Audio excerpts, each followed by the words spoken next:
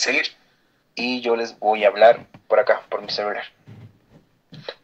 Ya en la pregunta 31 dice: el grado de intensidad de la acción patógena o daño que produce el parásito en el huésped depende de los siguientes factores. Acá te pide el excepto.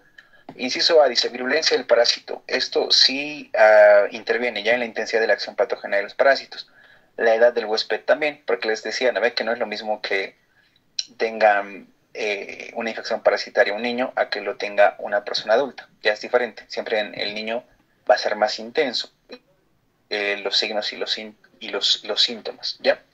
El inciso C dice sexo.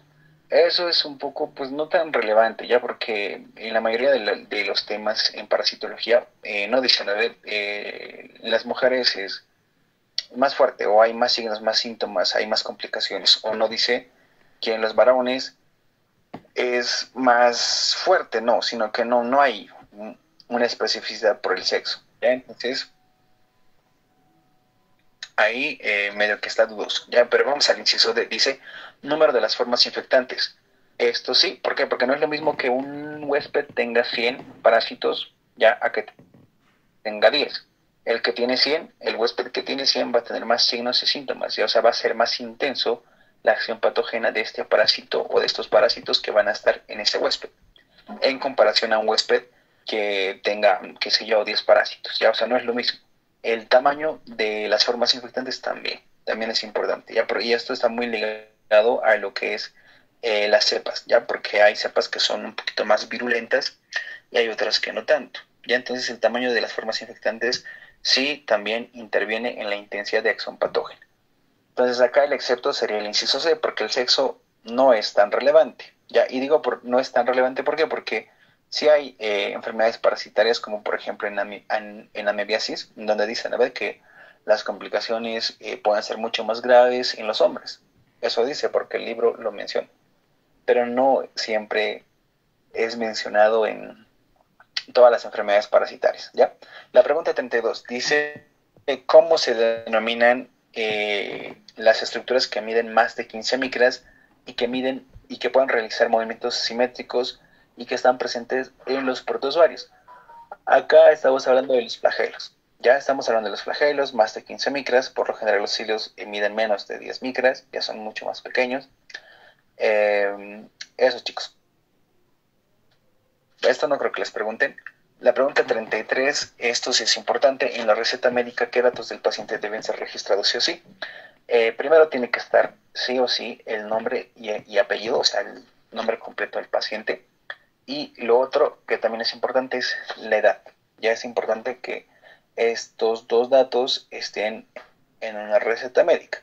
La pregunta 34 dice: la unión entre el microgametocito y el macrogametocito es una variedad de reproducción sexual que se denomina singamia. Acá es la singamia, ¿ya? Y es importante que sepan los tipos de reproducción en protozoarios, tanto las asexuales como las sexuales, ¿ya? Porque les pueden preguntar, mencione dos tipos de reproducción asexual. Y ustedes saben que tenemos la fisión binaria, la fisión múltiple y la endobiogenia, ¿ver? Mientras que en la sexual tenemos la singamia y la conjugación. Entonces tienen que saber si de memoria eso. Tipos de reproducción sexual y asexual en los protozoarios, ¿sí, chicos? La pregunta 35 dice lo siguiente: los ciliados presentan dos núcleos, uno de ellos se encarga de la reorganización e intercambio nuclear. Mencione cuál de ellos tiene esa función. Acá te está hablando del micronúcleo, ¿ya? Del micronúcleo. El macronúcleo también está, pero el micronúcleo es el que se encarga de lo que es el intercambio genético. Y acá de los ciliados es importante que ustedes sepan cuál es el único ciliado que parasita al hombre. Y este es el Balantidium coli. Ya, chicos, es importante que ustedes sepan eso. Ya hemos terminado lo que es el primer preparcial. Lo más importante de esto, como les dije en síntesis, es que ustedes sepan diferenciar bien los términos. Ya primero es que sepan qué es vía de infección, ya que es el lugar por donde ingresa la forma infectante, qué es mecanismo de infección el contacto sexual, por carnivorismo, por consumo de alimentos contaminados con la forma infectante. Es diferente. ¿Por qué les menciono estos dos? ¿Ya? ¿Por qué? Porque por lo general siempre se confunden entre vía y mecanismo de infección. Después, lo otro, ustedes tienen que saber bien, en generalidades, qué es un ciclo heteroxénico, qué es un ciclo monoxénico, ¿ya? Ustedes tienen que saber bien qué es un hospedero intermediario y qué es un hospedero definitivo, ¿ya? Ustedes no pueden confundirse con eso, chicos. Hospedero definitivo, hospedero intermediario, tienen que saber bien las definiciones, ¿ya? Después, los tipos de reproducción en los protozoarios, también tienen que saber bien, tanto las asexuales, que son 3, como las sexuales, que son 2. Y lo he mencionado. Después, también tienen que saber bien qué formas evolutivas se dan en los protozoarios, ya que solamente son 2, ya los quistes y los trofozoitos. Eso es lo más importante, chicos. Y también los mecanismos patógenos de los parásitos como tal, ¿no? La toxicológica, la irritativa, la traumática, la exfoliatriz, que es la clásica. Entonces, también tienen que saber eso, ¿ya? Bueno, chicos, ahora sí vámonos con el segundo preparcial. Cuando todos estén en el documento, denle like, por favor.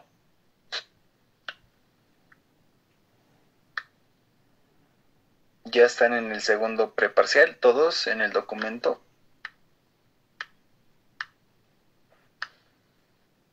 Ya. Listo, chicos. Entonces vamos a comenzar con la pregunta 1. Ustedes me siguen con sus celulares, ¿ya? Ya, dice, ¿cuál es la forma infectante para la ascariasis? Ascariasis es un tema muy importante, ya, chicos. Y acá, por ejemplo, en enteroparásitos, sí o sí les van a preguntar formas infectantes, hospederos intermediarios, hospederos definitivos, les van a preguntar mecanismos patógenos, les van a preguntar hábitats, o sea, cosas grandes, tipo de ciclo, vía de infección, mecanismo de infección, hábitat, mecanismo patógeno, métodos de diagnóstico característicos. Esos son los acápites grandes de lo que es enteroparásitos, ¿ya? O sea, sí o sí tienen que saber eso, de cada parásito. Y esta es la parte más difícil, ¿por qué? Porque es difícil memorizar de cada parásito. O sea, a veces te confundes porque es mucha información. En este caso, forma infectante de las cariasis es huevo larvado L2 o L3, dependiendo del libro que hayan leído. ¿Ven? Entonces, eso, chicos. Por acá les pueden preguntar, no sé, eh, vía de infección en las cariasis. ¿Cuál es la vía? La vía oral. ¿Ya? Mecanismo patógeno principal o el más importante, la exfoliatriz. ¿Ya? Entonces, son cositas que les pueden preguntar de ascariasis. También, ¿qué tipo de ciclo evolutivo tiene? Heterogénico o monoxénico. En este caso, pues Ascaris hace un ciclo monoxénico. Ya solamente necesita a un hospedero, que somos nosotros los seres humanos. ¿Ya? Después, nada más. También les pueden preguntar si es un geohelminto. Si es un geohelminto, ¿por qué? Porque necesita de tierra, de humedad, de ciertas características para que su huevo de este parásito pueda ser viable para seguir el ciclo evolutivo. Ya, entonces, es mucho, pero traten de memorizar cosas grandes de cada parásito. Y algo importante en enteroparásitos también es aquellos que hacen el ciclo de los, ¿ya? Eso tienen que saber sí o sí, porque les pueden preguntar, mencione 2 parásitos que hagan ciclo de los. O al siguiente grupo les puede preguntar, mencione 2 parásitos que no hagan ciclo de los, ¿ya? O 2 nemátodos que no hagan ciclo de los. 2 que hagan ciclo de los. Entonces memorícense una memotecnia que siempre les decía a mis estudiantes, que es NASA, ¿ya? NASA. N de Necator americanos, A de Ascaris lumbricoides, ¿ya? O de Ankylostomas duodenales, que ambos son uncinarias. Después la S de Strongyloides stercoralis y la última A de Ascaris lumbricoides. Las primeras dos son las uncinarias, ya Necator y Ankylostoma duodenale. Y las últimas dos letras es la S de Strongyloides y la última A de Ascaris lumbricoides. Son los nemátodos que hacen ciclo de los. Es importante, chicos, que ustedes sepan eso. Porque al hacer este ciclo de los también es importante que ustedes sepan que pueden hacer un síndrome, ¿no? El síndrome de Loeffler, que está caracterizado por tos, fiebre y eosinofilia. Entonces eso también les pueden preguntar, componentes del síndrome de Loeffler. Son cosas importantes. Ya vamos a la pregunta 2. Dice, es una técnica de diagnóstico específica para enterobios vermiculares. En este caso es el método de Graham, ya chicos, el método de Graham, enterobios vermiculares. Es un tema muy preguntado porque hay muchas cosas que preguntar. Y algo importante también es el hábitat. El hábitat. Ustedes tienen que saber qué nematodos viven en el intestino delgado, qué nematodos viven en el intestino grueso. Es importante que sepan de memoria esto. Para que se les haga fácil, ya los únicos que viven en el grueso es Enterobius vermicularis y Trichuris trichiura. Ya no traten de memorizar aquellos que están en el intestino delgado, sino que memorícense que Enterobius vermicularis y Trichuris trichiura viven en el intestino grueso, ya porque eso les pueden preguntar, hábitat de tal nematodo, hábitat de tal nematodo. Y por lo general suelen confundirse, la mayoría suele poner intestino delgado porque la mayoría vive en el intestino delgado, ¿ya? Entonces, como les decía hace rato, por ejemplo, aquellos que no hacen ciclo de lo mismo, Trichuris ni Enterobius no hacen ciclo de los demás hacen ciclo de ¿ya? Entonces, tengan mucho cuidado con eso. La pregunta 3 dice, enterobius vermicularis a la temperatura del cuerpo, ¿a qué temperatura del cuerpo madura?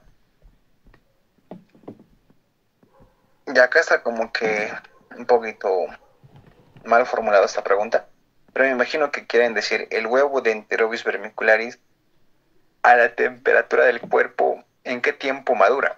Esa es la pregunta. El inciso A dice 3 días, no. 2 semanas, no. 24 horas, tampoco. El D, ninguno no. Ninguna está correcta, ¿ya? ¿Por qué? Porque recuerden que la enterobiasis es considerada una parasitosis de tipo familiar, porque por lo general toda la familia sufre la infección parasitaria, porque el huevo de este parásito es infectante ya a las 6 horas. El libro dice, a las 6 horas. Les voy a preguntar en cuánto tiempo es infectante o es viable el huevo de Enterobius vermicularis. Es en 6 horas. Ya acá ninguna está bien. Es en 6 horas. Y es rápido, es rápido. Recuerden que están en la región perianal, los huevitos. Después de eso se queda en la cama y al sacudir y en el aire y por la nariz. Entonces es importante que sepan eso, chicos. A las 6 horas el huevo de Enterobius se larva y es infectante. Ya no es inmediatamente infectante. O sea, necesita sí o sí que pasen 6 horas para ser infectante. La pregunta 4 dice, menciona el huésped definitivo de la tenia solium. Esta es fácil, ¿no? Las tenias, recuerden que tenemos tenia solium y tenia sagilatum. Los intermediarios de ambas tenias o es el chancho o es la vaca, ¿no ve? Y los definitivos somos nosotros, el ser humano en sí, el hospedero definitivo. La pregunta 5.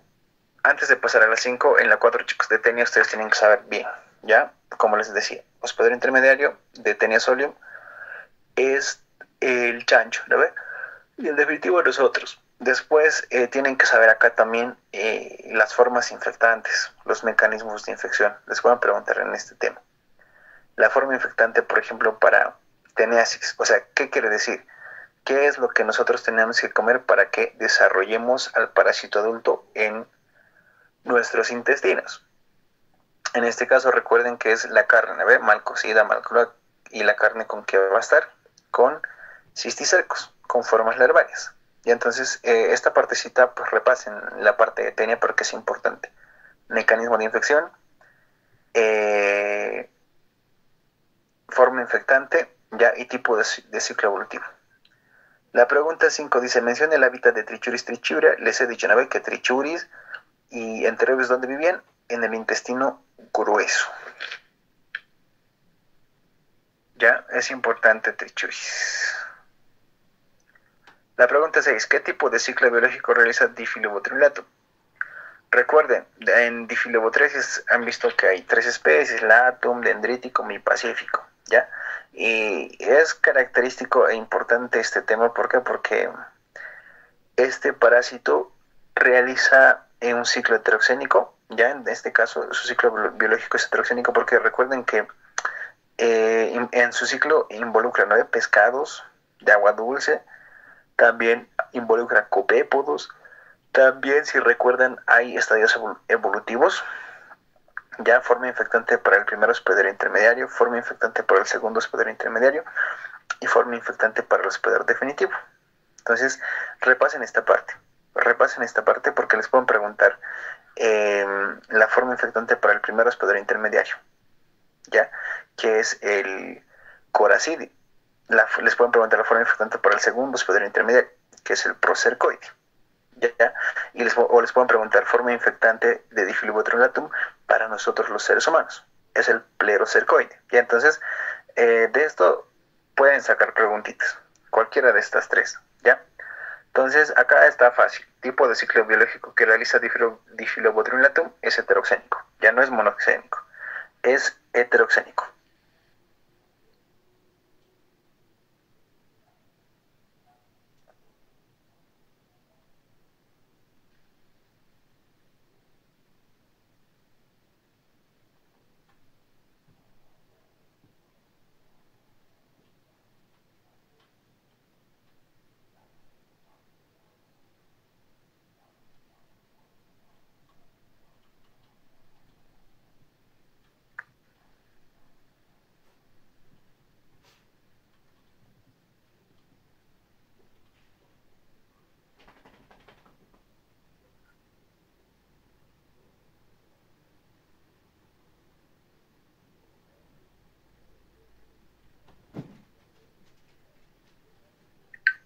Chicos, eh, les comento, al rato les dije, no, que una evaluación en la secundaria.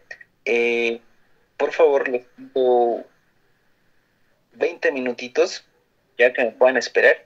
Entonces pueden ir a descansar o a dar vueltas, seguir estudiando. Obviamente, lo que quieran, ¿no? Voy a volver en 20 minutos. ¿Ya, chicos? Voy a entrar a mi clase, van a evaluarme. Y apenas termine mi evaluación, yo ingreso otra vez al mismo. Los que quieran puedan esperarme y los que no puedan disponer de su tiempo también. ¿Ya, chicos? Gracias. 20 minutitos.